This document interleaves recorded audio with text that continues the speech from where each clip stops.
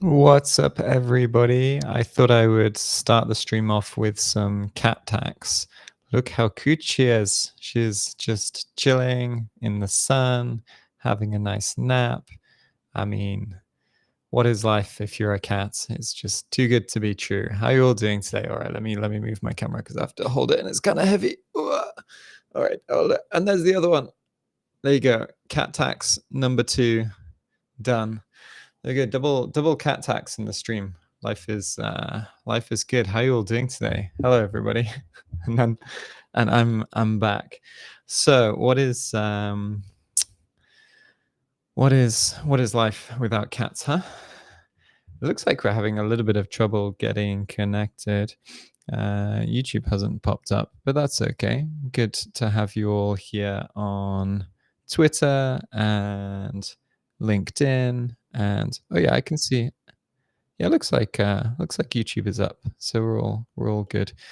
How you all doing today? We've got a box planned for today, so we're going to do Chocolate Factory, which is just like an easy web box, I think. I scanned it earlier, and it looks like it should be fairly straightforward. I've no idea what the privesc is, but we'll deal with that when we come to it. Hopefully it's not like a buffer overflow or something too tricky, but should be all good.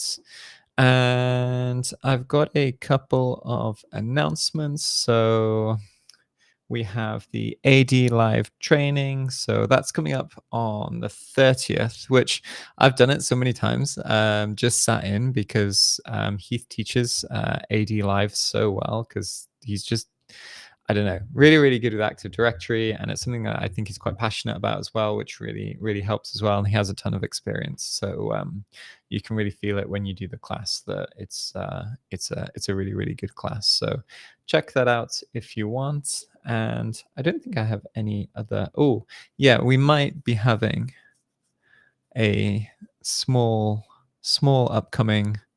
What can I say it? Is that, are we allowed to say? I don't know. Memorial Day is coming up, so we'll be just doing something for Memorial Day. That's all I'm gonna say. And then, whoops, we'll leave the rest. We'll leave the rest there. And I've just knocked some tea over, so let me just quickly wipe that up because my desk is now covered in tea. Wonderful. Good times, huh? All right. Let's see. I'm just logging into my VM and I'm going to start looking at some stuff. So I don't think I can see the YouTube chat coming up. Just a heads up. It doesn't look like it's connected. So I'm just going to pull it up on a second screen. Oh, wow. Yeah, I can see the YouTube chat is like quite busy and it's not connected to us, but is what it is. Let me see if I can fix this 1 second. If I just refresh this. And don't know what's going on. All right, that's okay. It's all good. Don't worry about it.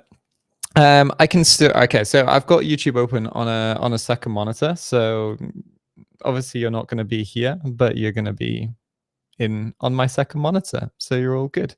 How are you all doing today? All right, let me see whether we have any questions before we jump into today's box. So let's see, let me scroll down and looks like we're good there. And I can see one, so I'm not going to be able to highlight the YouTube chat, but I can see one from Sedikal. Sedikal, is that how you say your name? I'm not sure. How to start hacking. The easy way is to follow a course. If you go to the Cyber Mentor YouTube channel, there's like a 10+ hour ethical hacking course. That's the best way to do it. And same for Reox. How should I self-study? So self-study is a funny one. Personally, I like to block out like a certain amount of time per day or whatever your schedule allows. So when I was studying for sets, I would do 2 hours before I started work. So I'd go to the office, I'd arrive early, and then I'd book a meeting room from like 7 a.m. till 9 a.m. and I would study in the office. And then I'd be like, okay, these are the things that I'm working on this day. And then it just becomes like a habit. And over like a few months, you then have done a ton of studying and you're way better like at whatever it is you're studying than you used to be. So I think building it into your schedule is probably the most powerful thing, or the biggest thing you can do to be successful. Because if you do, like, let's say it's Sunday, right? And you're like, boom, I'm going to get good at Hack the Box. You spend 12 hours doing Hack the Box. You're probably not going to touch Hack the Box for another 2 months now. And that's it. You just spend all of your motivation on that one day. Whereas if you build it in as a routine, then it's going to be much better. So this is the important thing, I think. Let's see, what else do we have? I wonder if actually, let me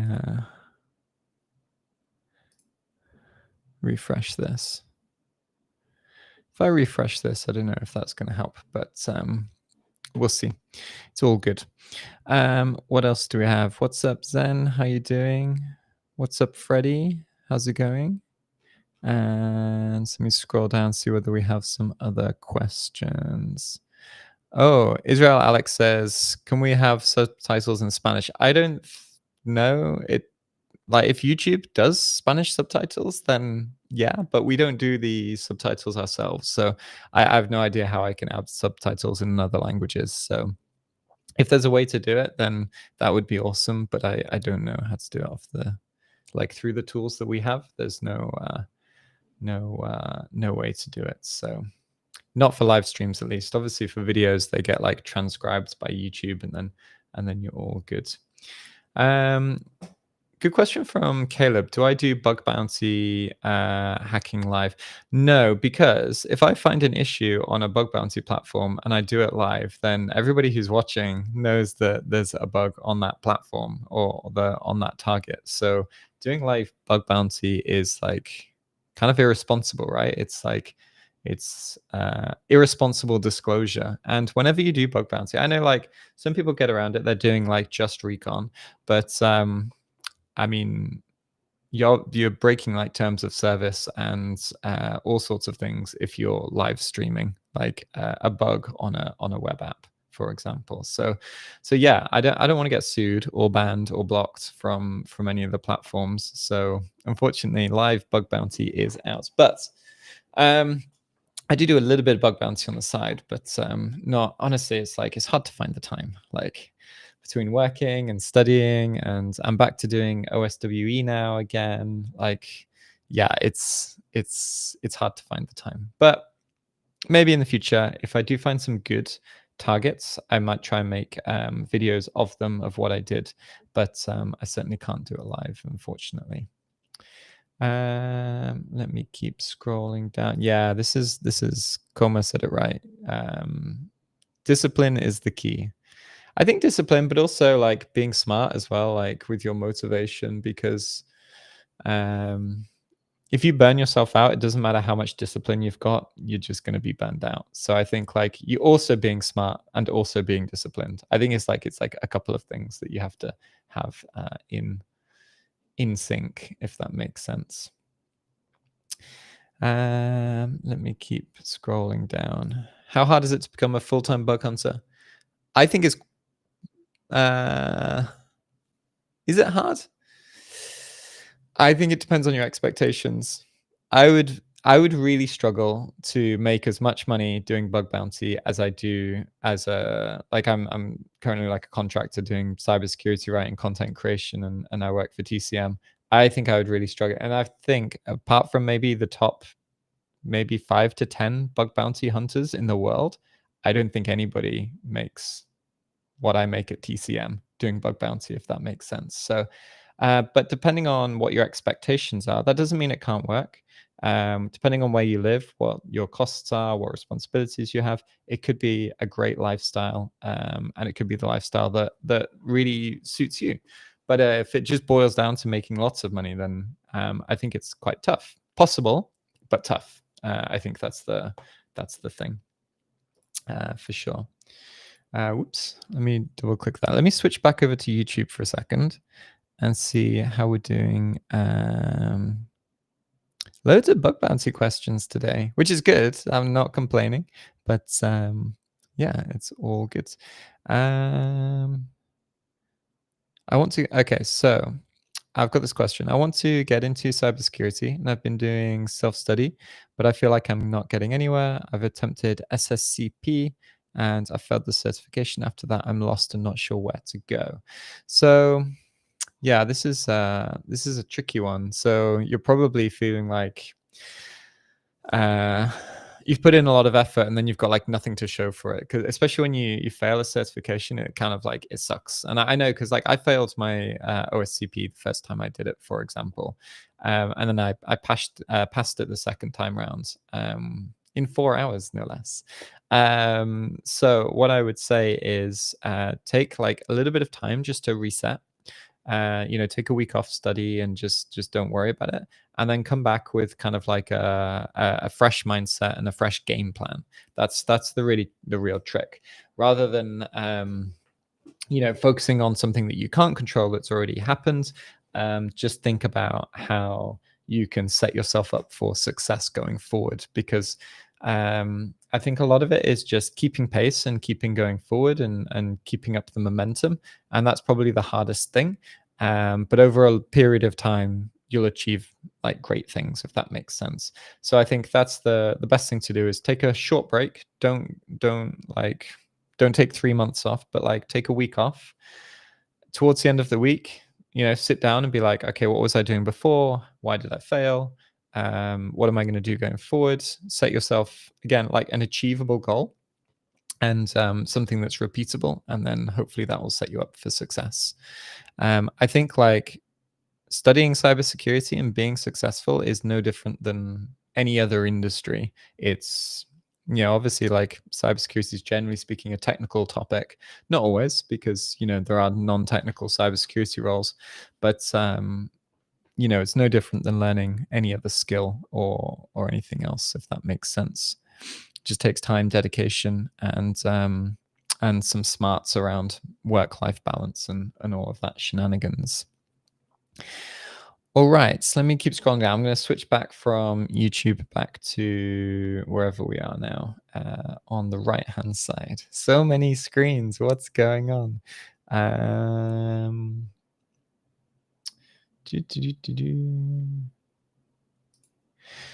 It's an interesting question. Do I think there's much impact in a bug where you can bypass restrictions to message a private user on a target? I shouldn't be able to interact with the private account, but the private account can also just reject and delete the message. Yeah, so like I wouldn't put this as like a critical issue. I found similar things before. So, for example, I could reach like subscriber only content. It was a chess website actually, and I could reach like their premium features without being subscribed, and I reported to them, and they were like, "We don't care." So in the grand scheme of things, just being able to message somebody is probably not like, it's not a high or a critical finding, but it is like a legit finding, in my opinion. Like the application is doing something that you shouldn't be able to do. You technically have like, like a broken access control, or you have access to something that you shouldn't have access to. Like the ability to do something, but is the impact very big? It's kind of quite a small impact. And thinking of a scenario where this would actually be quite damaging to a user is probably quite hard to do. So I think like it's a legit finding, but I would say it's like a low in terms of like severity, if that makes sense. But yeah, it's an interesting one.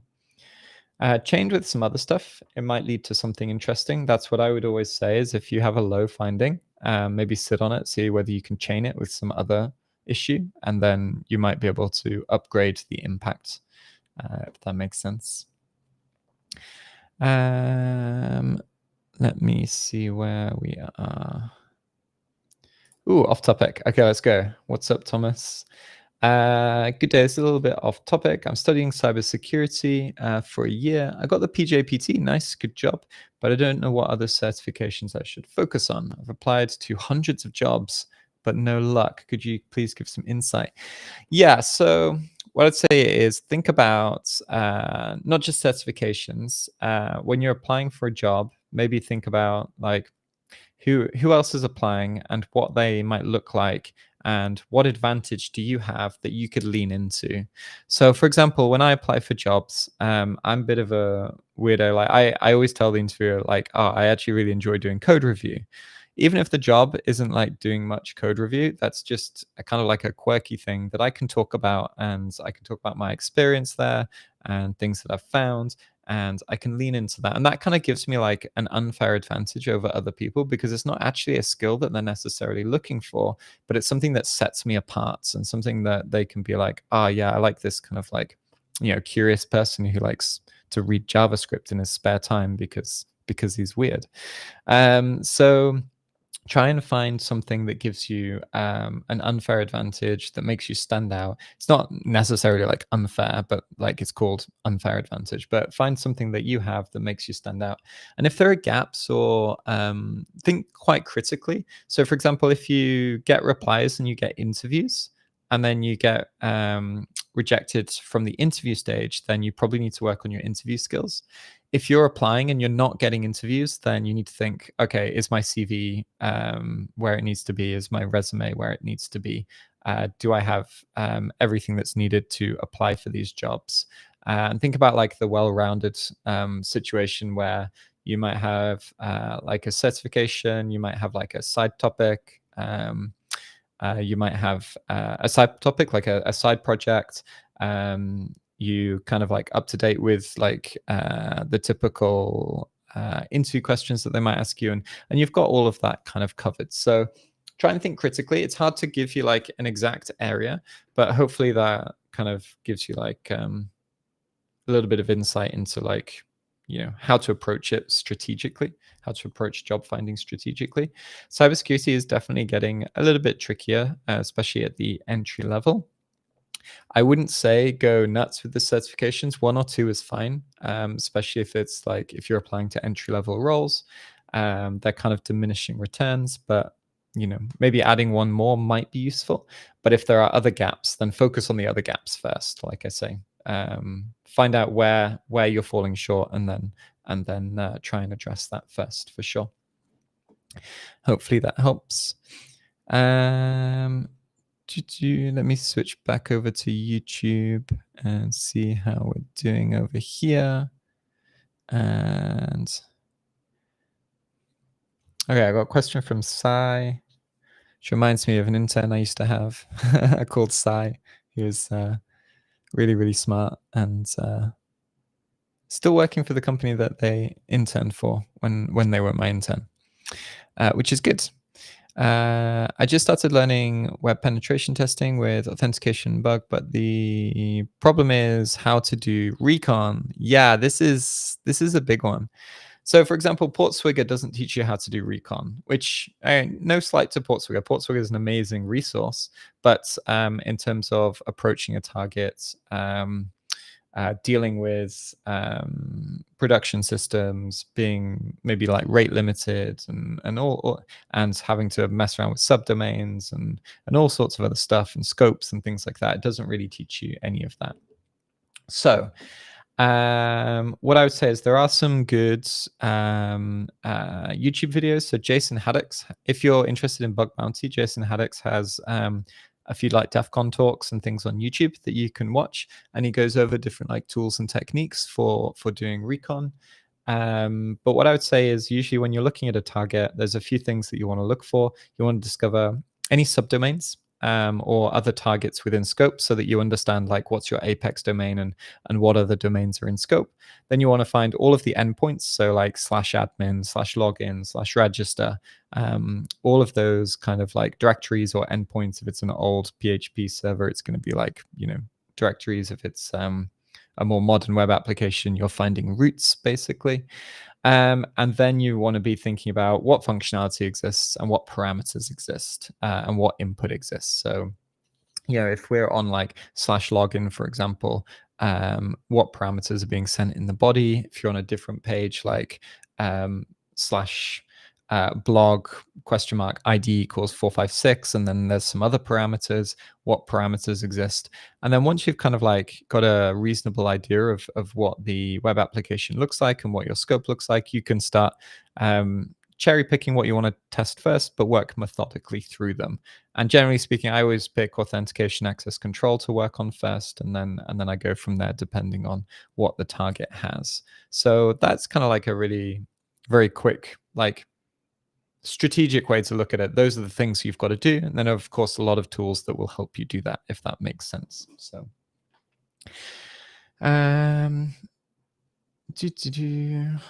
let me keep checking. Yes, Jason brutally honest about the industry. Yeah, Jason Haddox is a legend.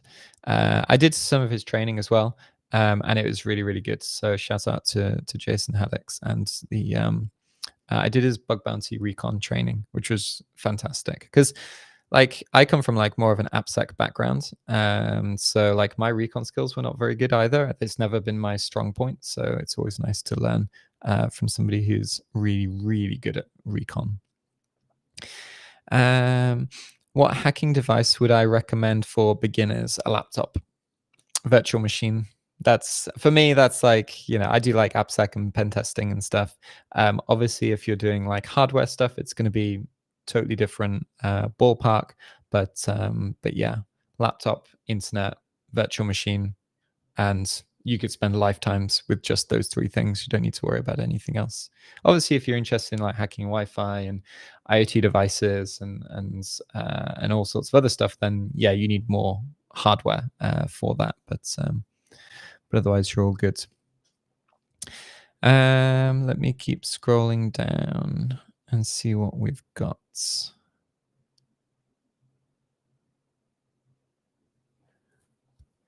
Oh, a message from Jazz. So I can't highlight this one because it's on YouTube and YouTube's not linked to the moment.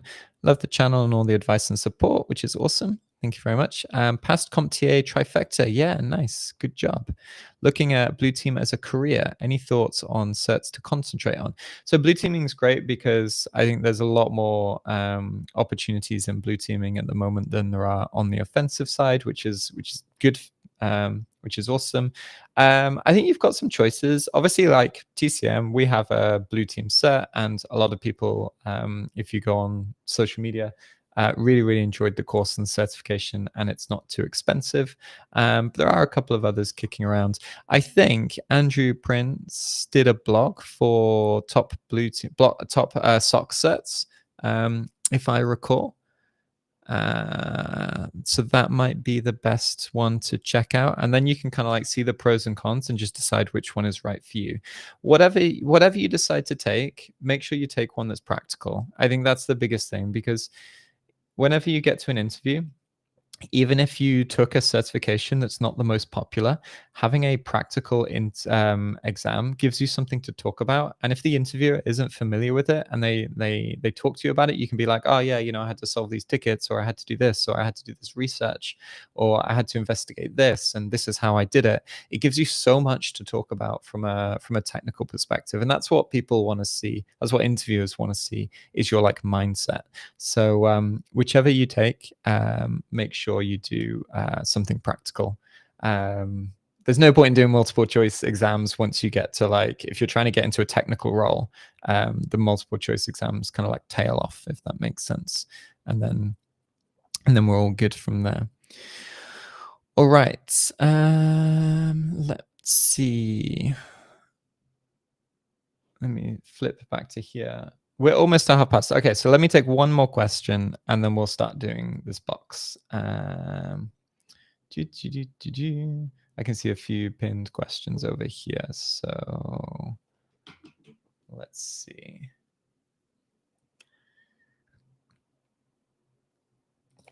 Oh, it's interesting. Okay, AI questions. Tell us about using AI in our major as cybersecurity specialists, and waiting for us in the future.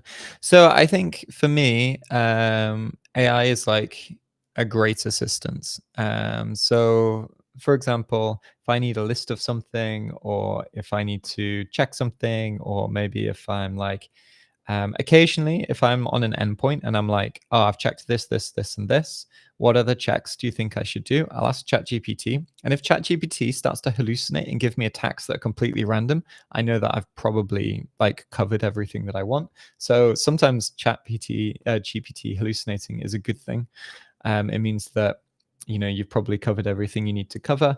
Yeah, I think like it improves my workflow, and also when I'm building stuff, for example, or if I'm writing code for scripting, and like building front ends, for example, it speeds up my workflow quite a lot because yeah, I could spend like a lot of time building a nice CSS front end with Bootstrap or Tailwind or something like this, or using a front end framework. So I do a little bit of work in Vue at the moment.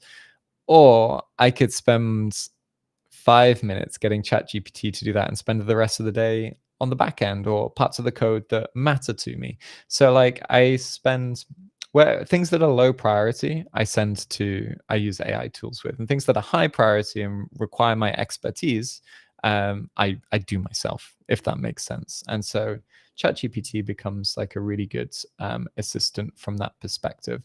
I think when you're learning, it's good to be not over rely too much on AI tools, but it's definitely good. Like if you've written something, you need a sanity check, or you want some kind of steps to get started, it's useful for things like that. All right, let's spin up this box, and I've lost it. So hold on, let me find my browser again. And I don't know what's happening today. I did not sleep very well last night, by the way. So I'm really like, today has been a day fueled by coffee, which for me, like I usually only drink like 1 or 2 coffees a day, and I've pushed the boat out a little bit. 3 whole coffees, but for me that's a lot. I'll start jittering soon. All right, starting the machine. Okay, so we're gonna do chocolate factory, and let me switch over to my VM, and then I really need to update my Ubuntu VM.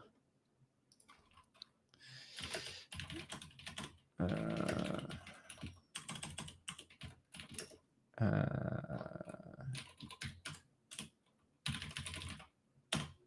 think that's my password.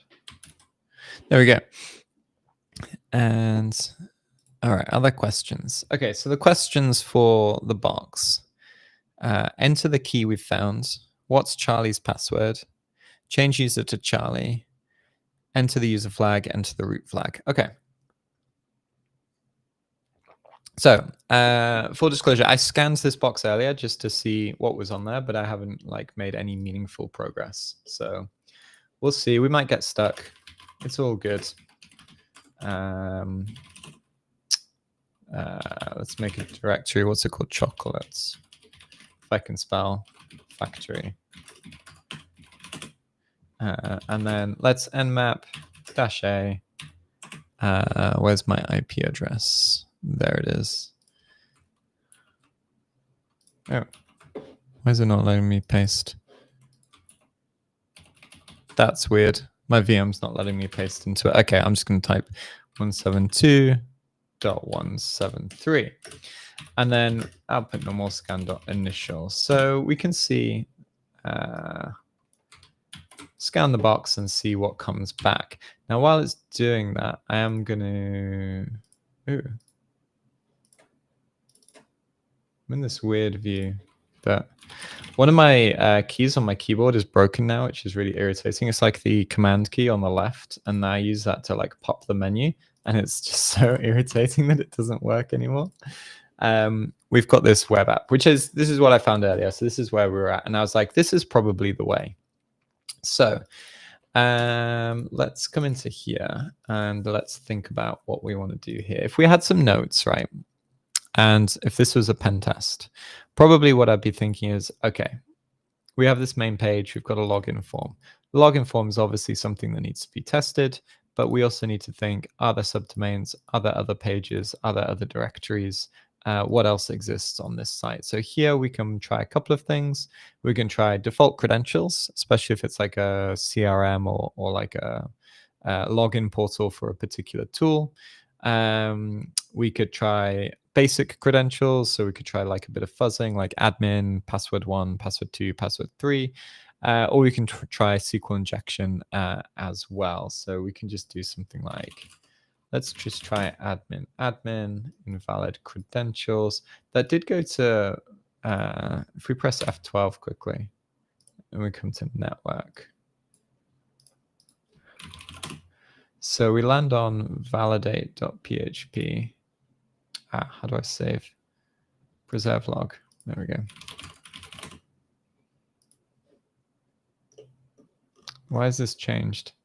No. What's going on? Is it because it's... Oops. Don't know why I just did that. Usually it gives you a list of... There we go. That's it. It's just like not displaying properly. Okay, so we can see there's a few. We come over to validate.php and we get 200, and then back here to index.html. There's some content.js that we might want to look at, dom.js and things like this. So we could just briefly come in here, see whether there's anything interesting. No, this is not. It's like Wappalizer and stuff like that. Let's take a quick look at the page source. It's just CSS and a login form. And it just posts to validate.php. Okay, so let's just try admin or 1 equals 1. Still invalid credentials. Let's just try admin like this. Still invalid.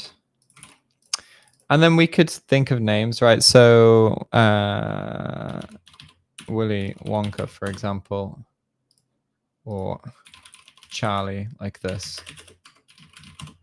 And try and just guess credentials, but it doesn't look like we're getting anywhere. So while we do this, I'm going to probably throw this into SQL map, but that's going to take a few minutes. So while it's doing that, let's just ffuf -u http:// I already had the full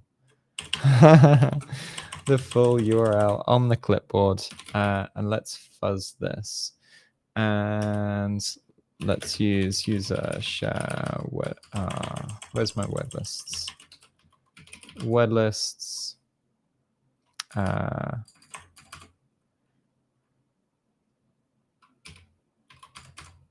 and then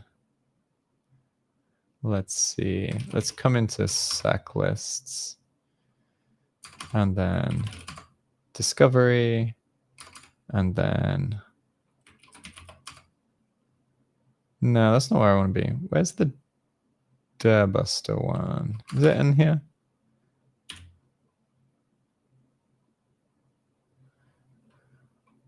This is not where I want it to be. Sec lists, let's see what's in here. Username, payloads, web shells, maybe it's in fuzzing. I thought it was in discovery. You know what? Let's do, instead of doing this, let's find -iname directories like this in word lists.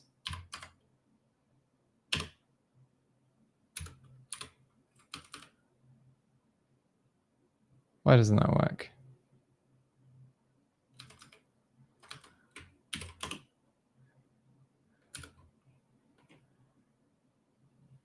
I've forgotten how to do this. Whatever. Let's just try. Let me come into word lists. I thought I'd sorted out all of my word lists. Let's just do...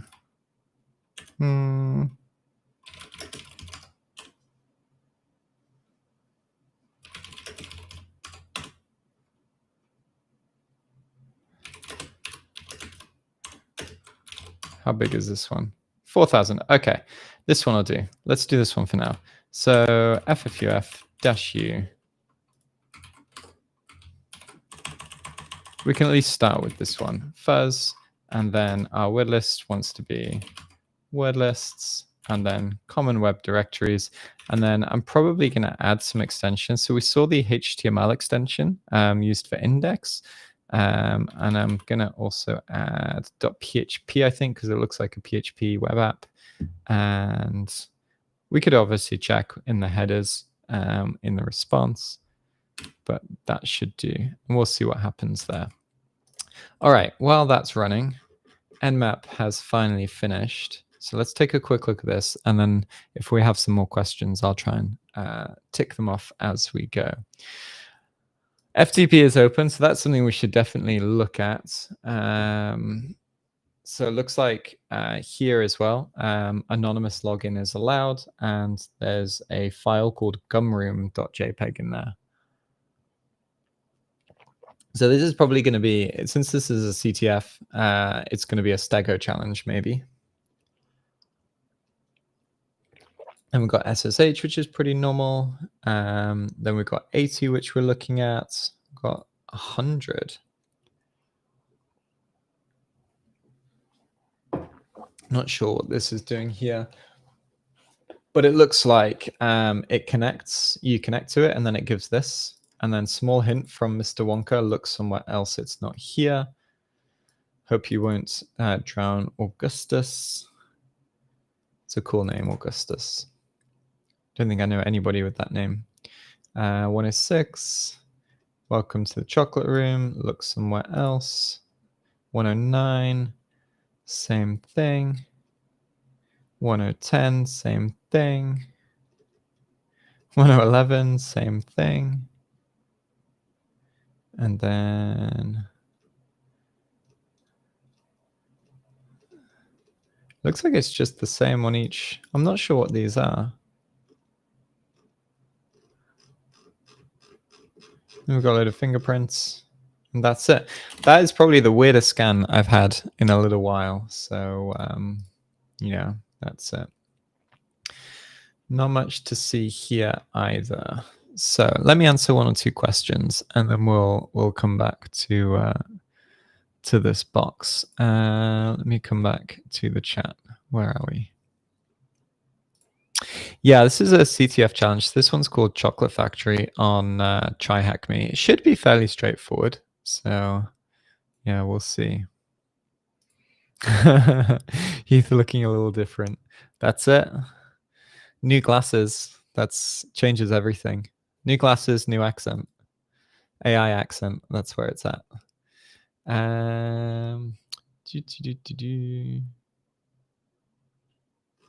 Keep scrolling down.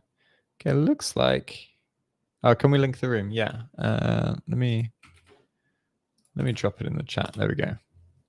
That's the link. I think it's been shared above as well. Can you get the recording? So yeah, we record all of these sessions. They're all on YouTube. So if you go to the Cyber Mentor YouTube channel in the live tab, then it's there, and then you're all good. So, and it's a TryHackme machine. Just a heads up. Let me just check in with YouTube. So sorry if I'm missing your questions today, YouTube chat. To be fair, YouTube usually gets the primary treatment. So now today you get to feel what it's like to be on a platform with less viewers, at least for our channel anyway. So, but it's all good. Yeah, it's looking all good. All right, let's carry on. Interesting that this home.php, the size is different. I actually thought when I initially looked at this is the same page, but it looks like it's different. So let's have a quick look at that.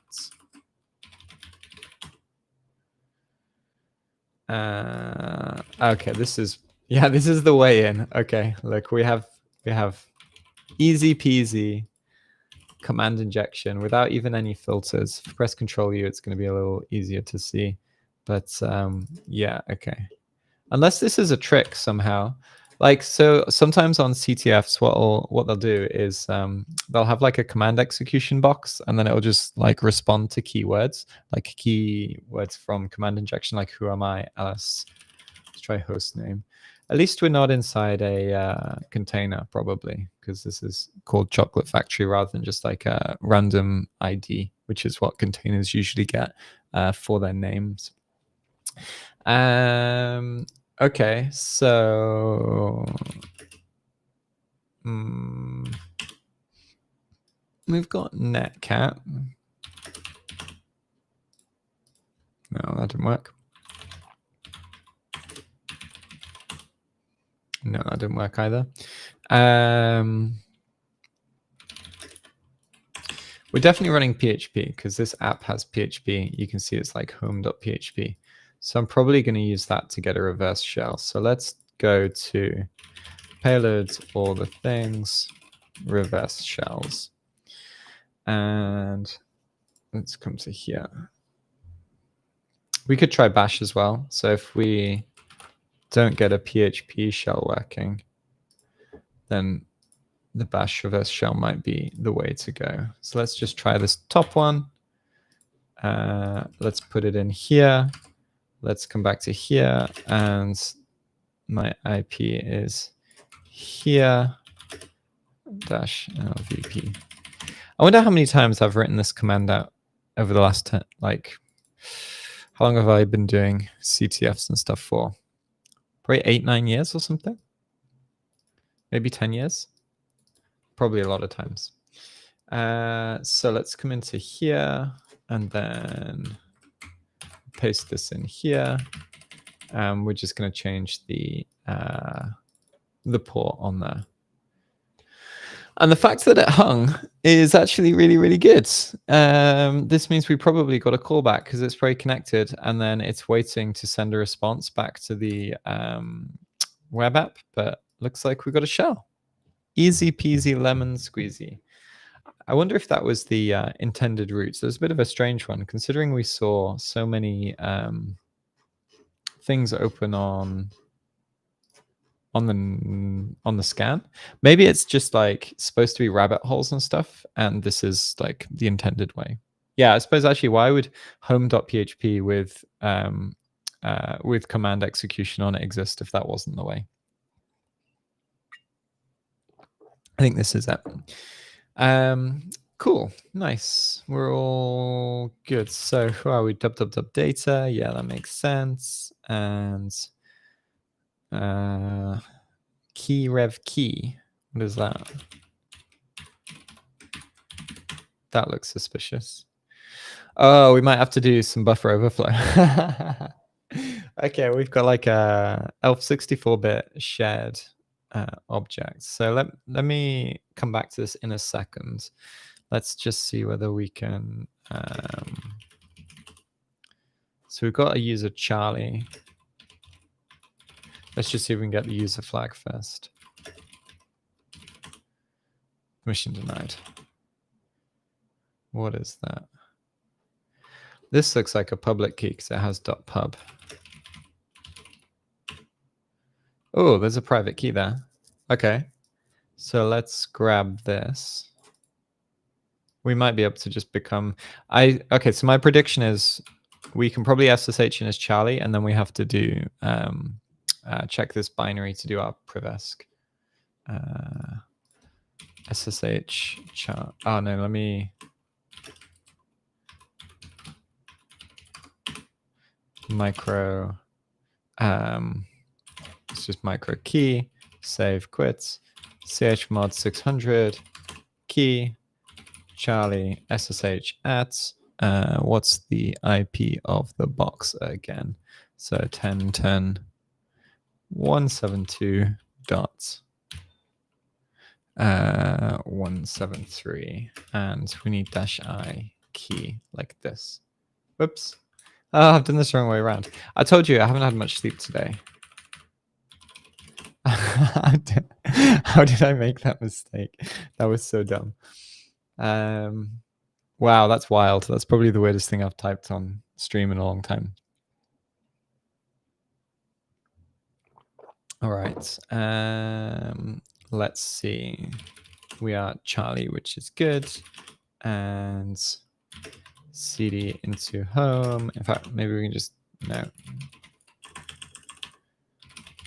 It's quite funny. We're called Charlie, and then when we try to cd into our home directory, they've obviously set it up wrong and misspelt the name Charlie in the home directory, so we can't use the tilde to get into the home directory, which is kind of a fun quirk, but you know, it's what it is, not a big deal.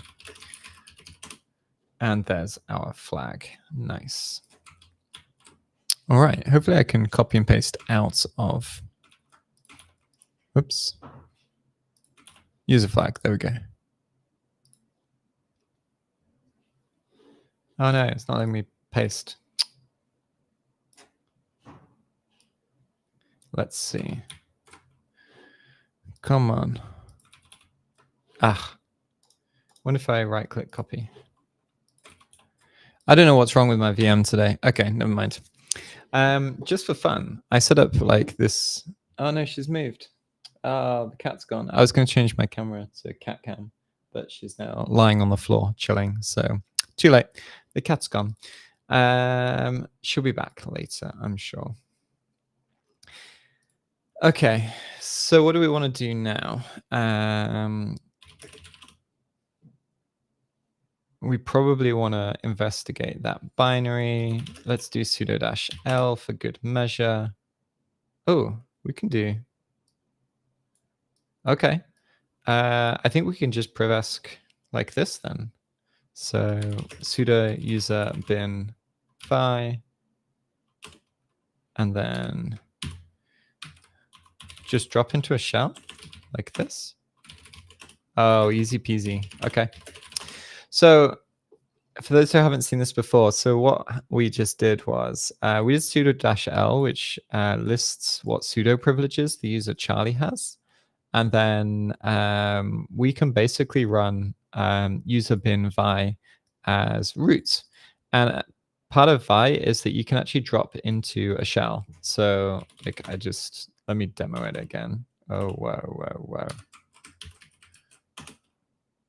Here we go. So here, whenever you see this on a CTF, this is probably like 99.99% of the time, this is the way.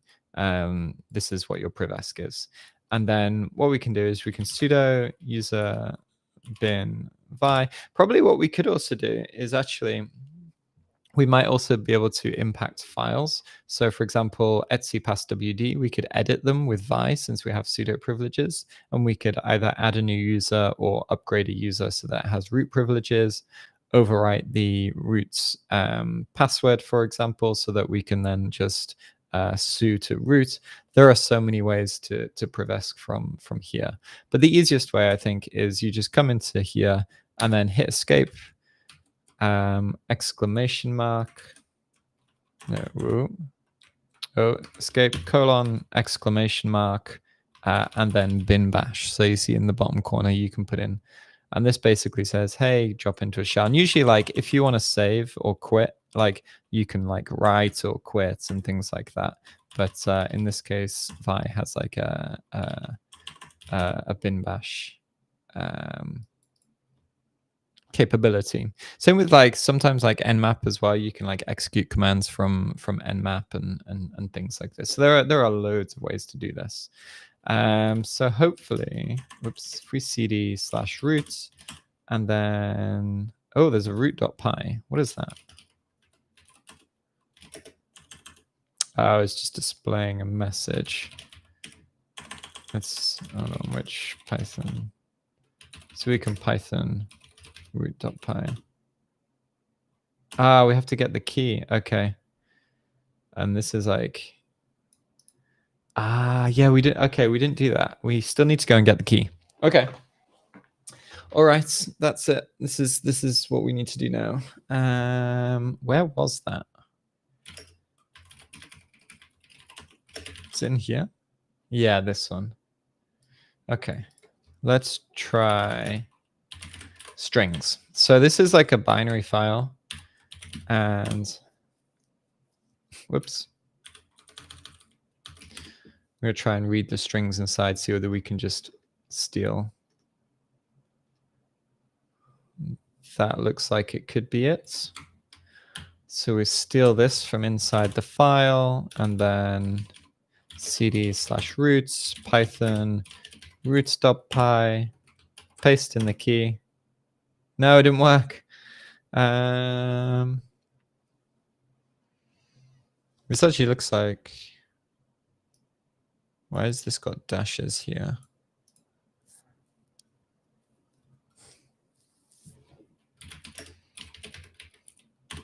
What's going on here? I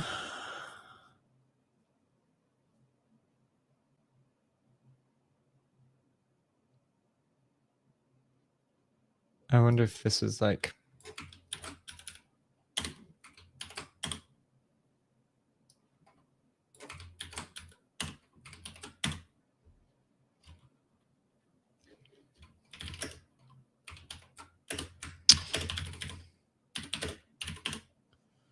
no.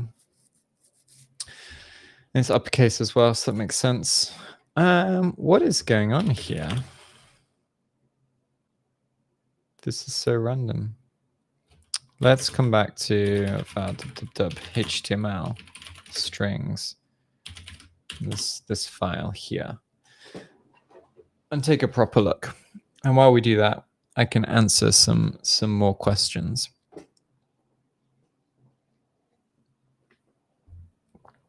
Oh, let me see how we're doing. Is a golden ticket going to be the final flag? That would be cool, but it's not a Windows box, so maybe no golden ticket exploit today.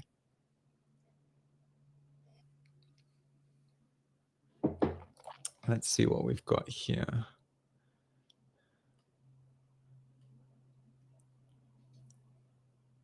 Oh, this is like Beast. This is like what, ByteStream or something in Python.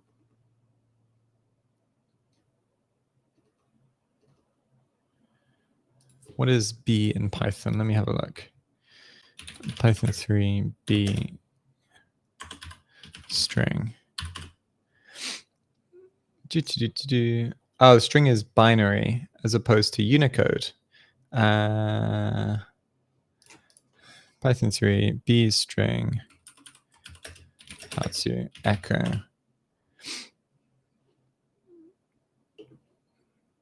Let's see.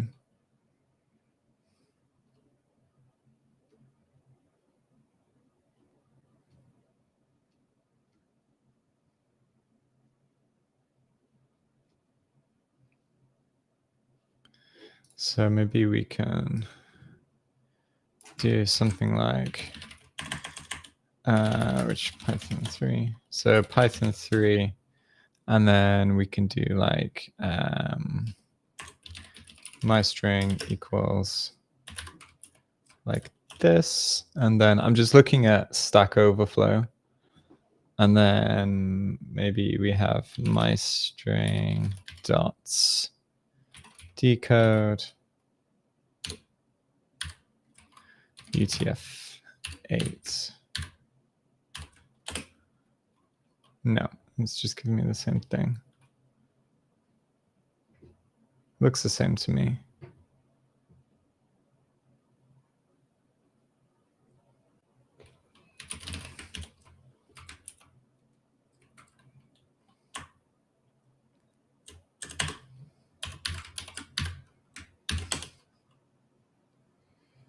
Don't know. Maybe we need to decode this somehow. It's not, can't be base 64 because it's got these dashes in it, which are not legal base 64 characters. I did try before as well, and it didn't work. And also, yeah, I mean, it looks like it is with the padding, but let me see what else I can find on byte strings and see whether it's got some like cheeky hidden thing. TryHackme, and then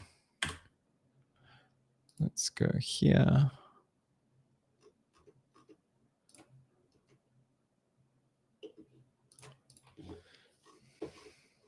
And this is just converting it.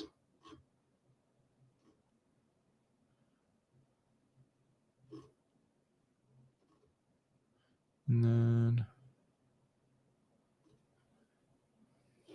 I wonder actually if we need it in the quotes.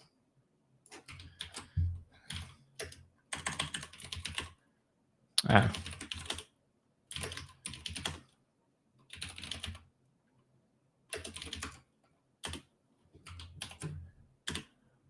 Ah, there we go. I was wondering what was going on, right? Because there's no way to like, this isn't an encoding scheme, right? Is it? So it's basically just a string. There we go. We just needed to include the quotes, and then we're all good. Nice. You're now the owner of the chocolate factory, and we get the flag down here, which is nice. I need to copy and paste these because I can't micro notes. For some reason, I can't get copy and paste out of my VM at the moment. So that was a nice little challenge at the end. It's always nice to kind of get something a little bit extra, especially from like an easy box. So it's like makes you think a little bit, keeps you sharp. Let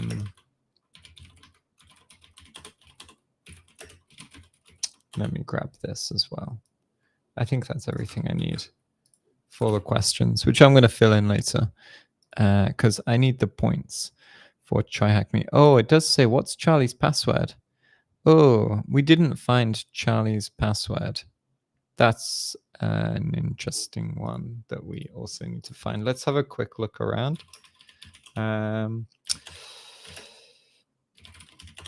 See what we can find in here.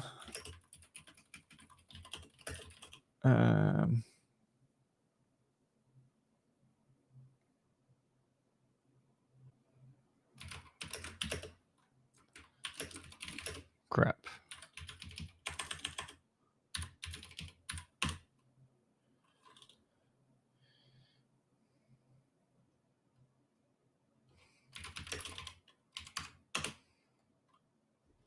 There it is.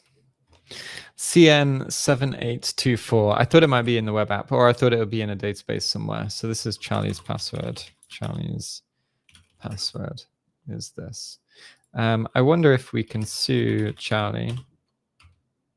Yeah, of course we can exit. Let's exit here, and then quit out of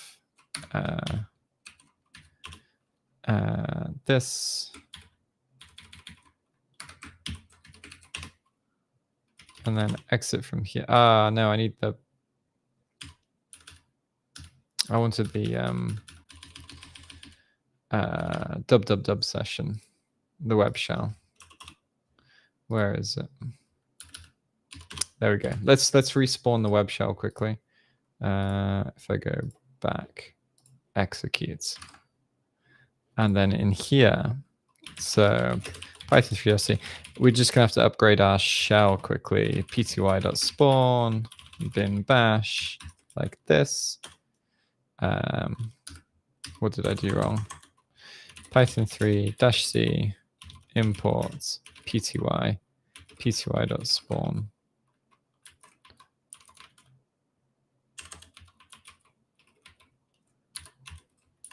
Did I typo something there?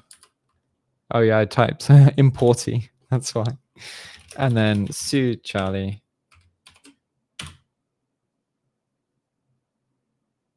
Yeah, okay. So we can't like upgrade to him, unfortunately. But you know, we've got his password technically, I suppose. I wonder if actually, if we come back to here, it's just this, isn't it? Got it. And this takes us to the home page. Okay, so that's how we were supposed to discover this. But then how are we supposed to discover? Maybe there's like an LFI or like a way to read the PHP file from the web app. That would be, whoops, where am I? Let's come back into this shell quickly.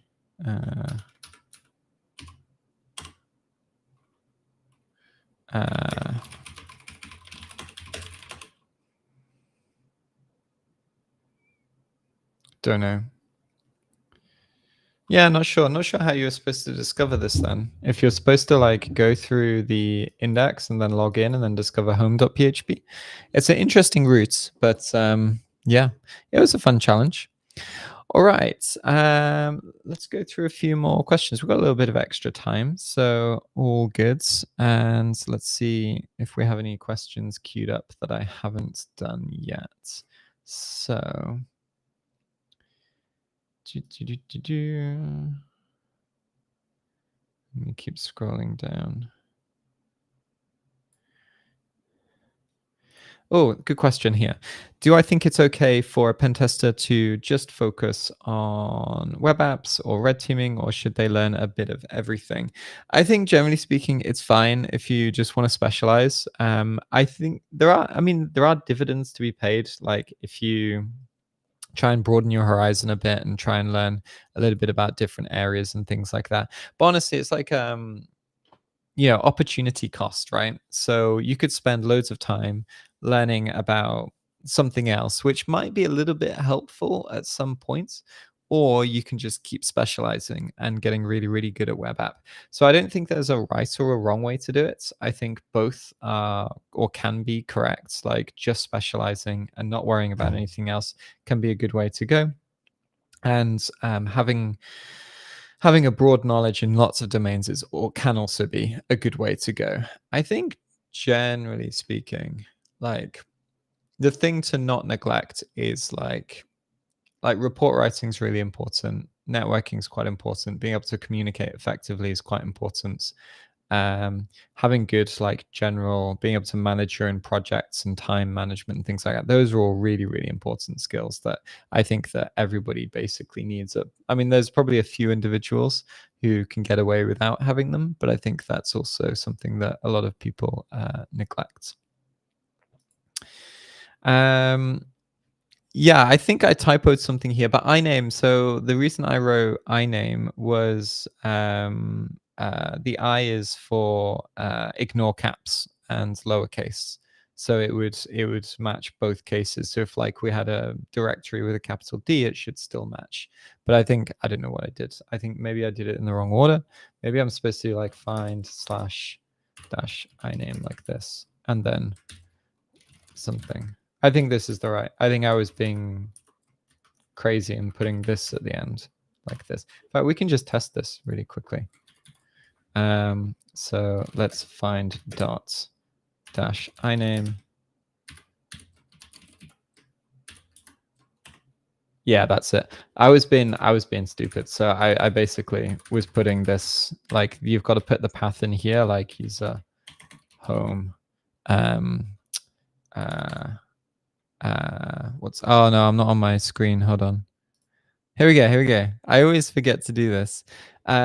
Yeah, so what I did before was find let me just clear this. So I did find iname and then like the current directory, for example, but this is wrong. So you're supposed to put the directory here, which was just me being dumb because I'm tired. And the reason I put iname is basically if this had a capital D or if the case didn't match, it would still get the same results. So you can see that, like, yeah, you get the same results. That's why I use that tag. But yeah, all good. Good question. Just me being dumb with the order of the syntax. Let's go for 3 more questions, and then we'll wrap up for today.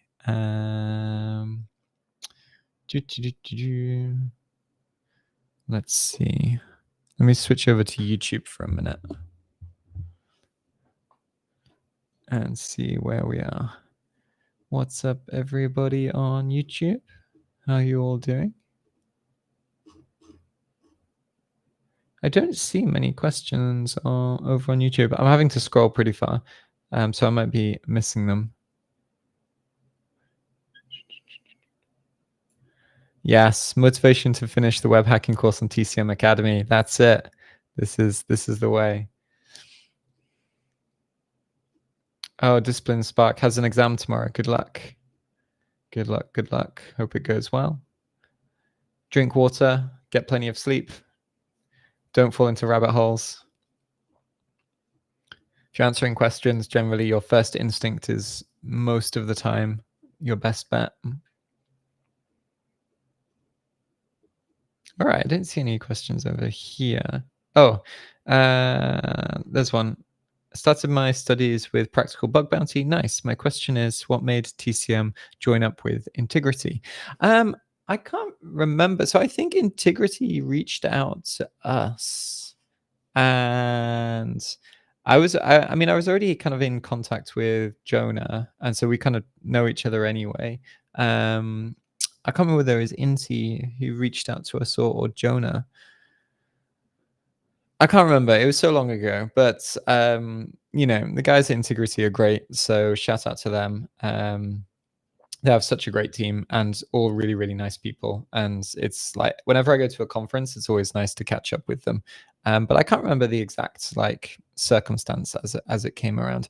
I think there's a gap between like people. I think the barrier to entry to bug bounty is quite high because it's quite hard. And obviously, if you want to get like private bug bounty programs, you have to get a little bit of experience. You have to find some bugs. And then we were thinking, okay, so how can we narrow that gap and give people a little bit more hands-on experience so that they don't just you know, sign up to a bug bounty program, not find anything, and then never do it again. And it kind of gave them a way to build a little bit of troubleshooting skills, covering core vulnerabilities and things like that. And that was our idea of closing the gap, basically. And it's supposed to be, you know, beginner friendly, and that's it. So yeah, that's how it came about. Seven Esab says, what should I do after finishing the TryHackme paths?